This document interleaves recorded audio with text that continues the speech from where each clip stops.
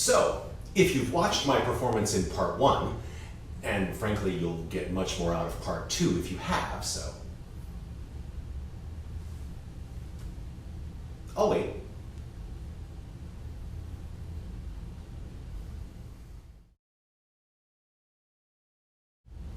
Good.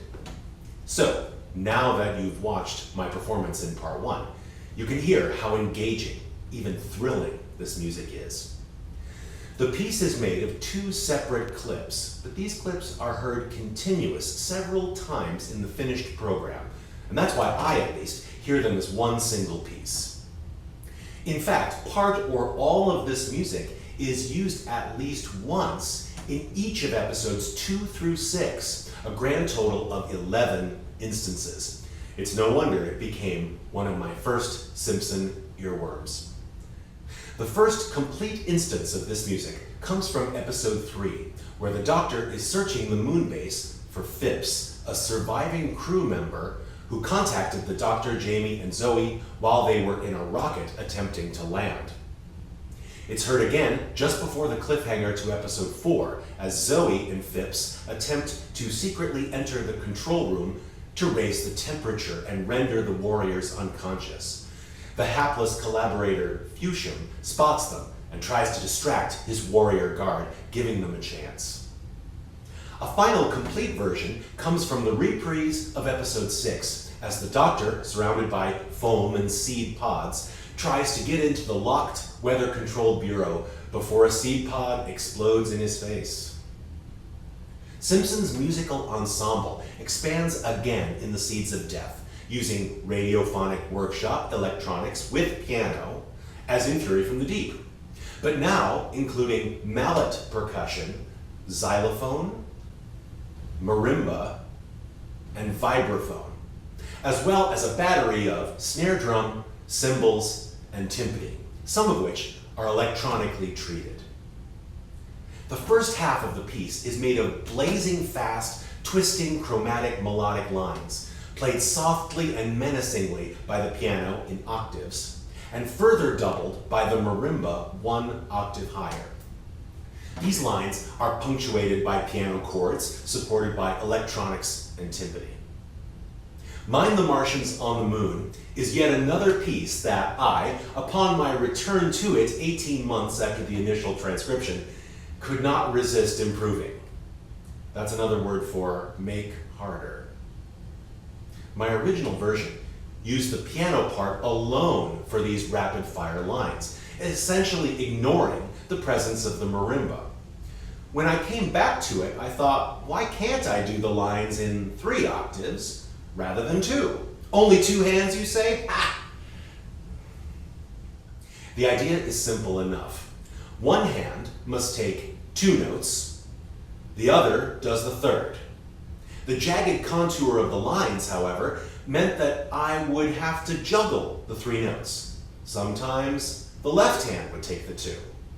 Then just as quickly, toss over to the right hand and back and forth. Breaking down, the first line reveals cells of half-step pairs, slowly expanding in their distance from each other.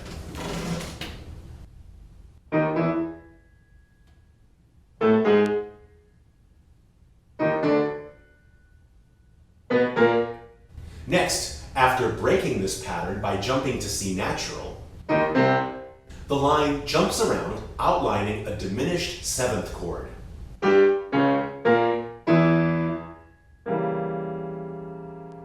Following an accented, descending chromatic line, it leaps suddenly up to a new half-step pair. To conclude the first line, upper and lower notes begin to converge in half-step contrary motion.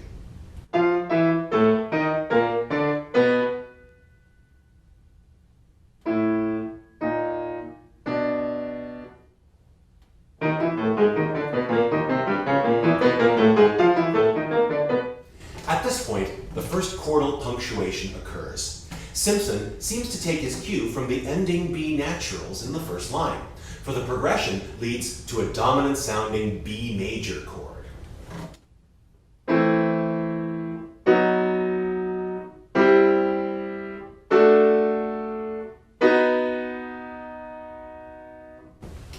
using the word dominant in the music theory sense, in that the dominant chord, based on the fifth note of a musical scale, is the chord that most strongly sounds like it will lead directly to the home harmony. That's, in this case, E minor, theoretically. So the progression might traditionally have ended like this.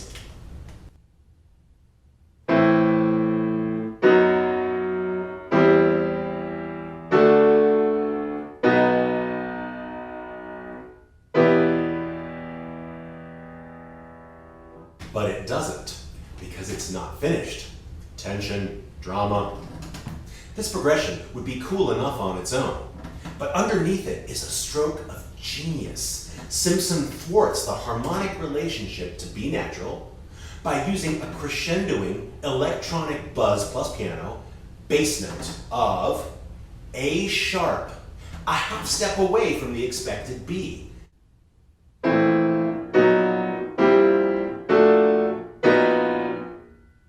This was shocking and thrilling when I discovered it. It would be so easy to use B in the bass.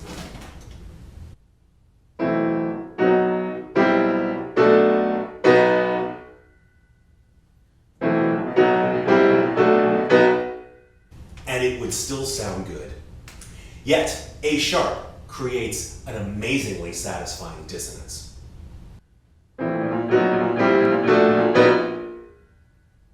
After a moment's silence, the second, shorter, twisting melodic line begins. It starts with 2 more half-step cells,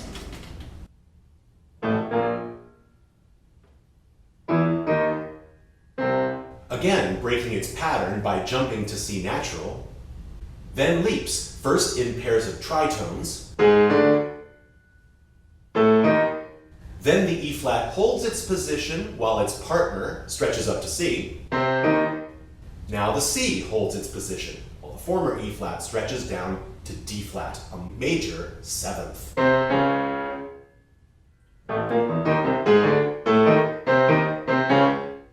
A second chordal punctuation occurs now with alternating timpani and piano.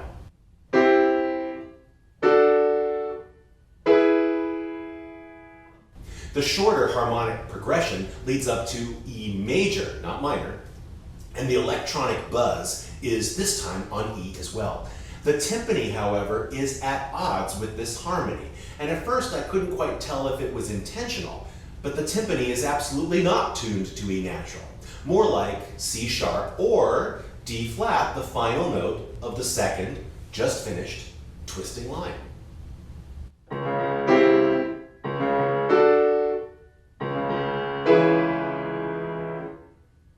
Another creative, tension-filled dissonance above normal-sounding harmony. Now, a third, longer melodic line, starting with another half-step cell beginning on the same E natural, but launching into pairs of ascending perfect fifths.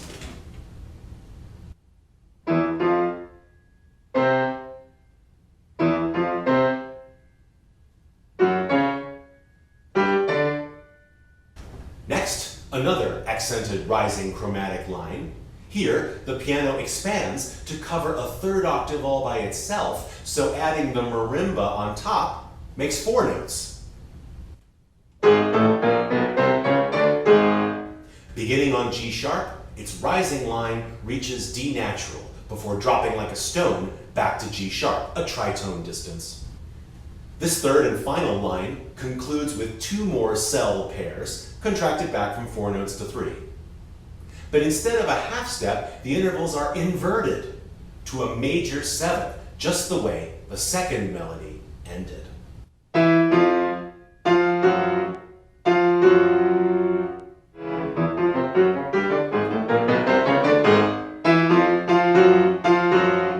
This is the end of the first cue, and as I mentioned, the rest of the piece uses a second cue, usually heard in conjunction in the finished program. The second half then begins with a change of texture, piano doubled by electronics.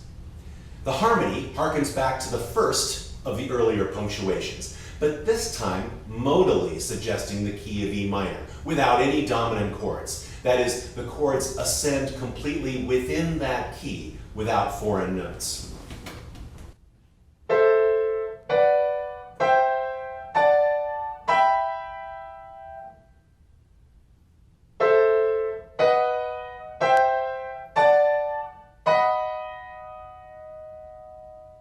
The foundation is an electronic crescendo of F sharp half diminished, a minor chord with a lowered fifth. To create a sense of growing, I rapidly arpeggiate the chord with the damper pedal down.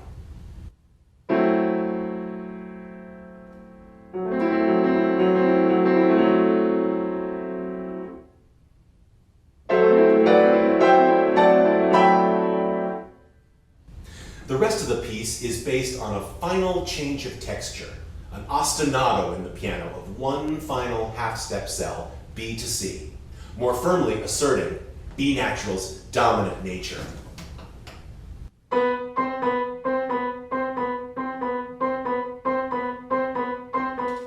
This, like the melodic lines of the first half, is also doubled over 2 octaves, thus the 3 notes are divided between the 2 hands in the same way, but less juggling was needed here.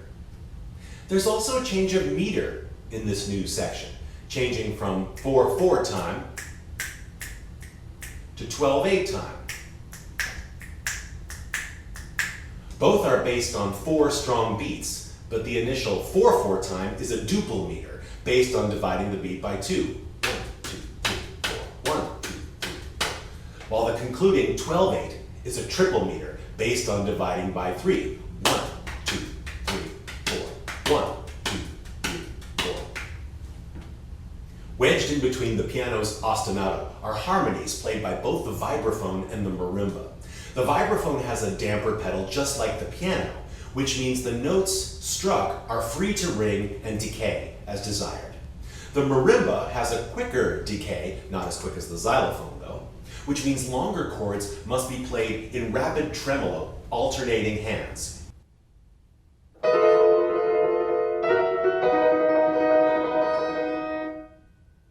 It was not feasible to attempt to play both the ostinato and play the harmonies tremolo like the marimba, so they're played as normal piano chords in my version. The harmonies circle around the B natural, beginning and ending with a dominant 7th chord with a flattened 5th.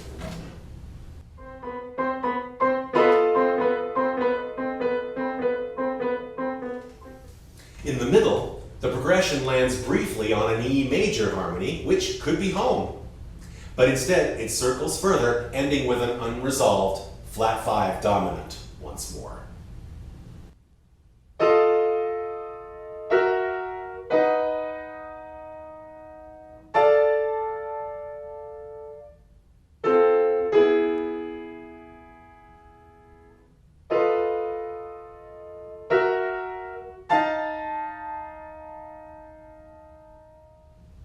This musical cue ends, unusually, with a distorted, unpitched electronic sound, which is slowly distorted further up in pitch, what pitch there is, as it fades away. My compositional solution to this problem was a rapid rhythmic alternation of white key and black key clusters.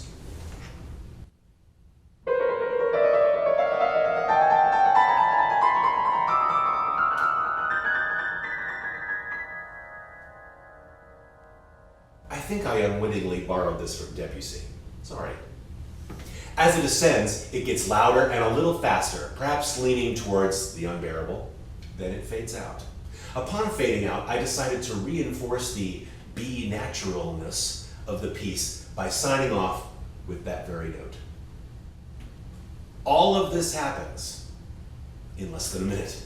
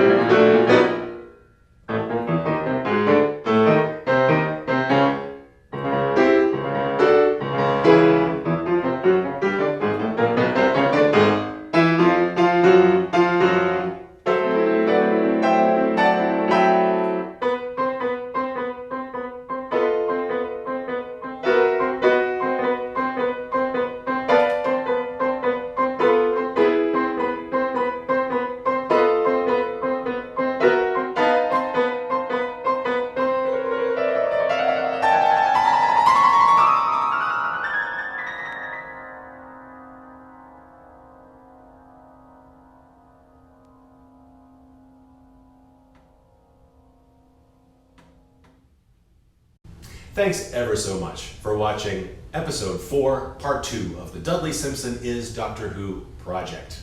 Time for you to subscribe, like, share, and comment nicely. See you next time. Thanks again for watching.